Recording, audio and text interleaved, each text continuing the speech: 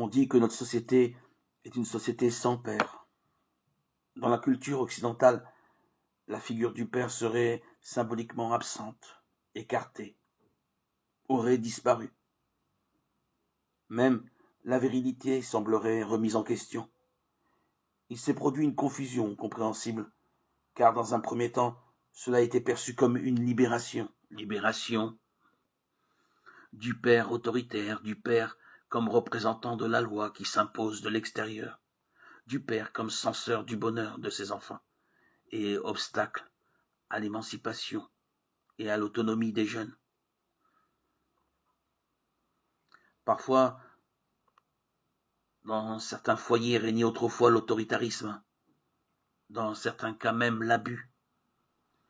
Mais comme c'est souvent le cas, on est passé d'un extrême à l'autre. Le problème de nos jours ne semble plus tant être la présence envahissante des pères que leur absence, leur disparition. Les pères sont parfois si concentrés sur eux-mêmes, sur leur propre travail, sur leur propre réalisation individuelle, qu'ils en oublient même la famille, et ils laissent les enfants et les jeunes seuls.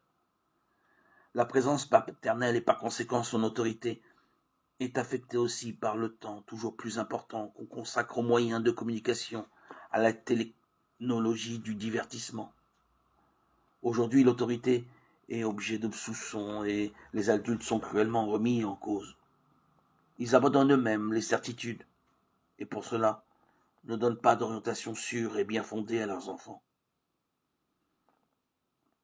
Les rôles sont permutés entre parents et enfants, ce qui porte préjudice au processus normal de maturation que les enfants ont besoin de suivre et leur refuse un amour capable de les orienter, qui les aide à mûrir.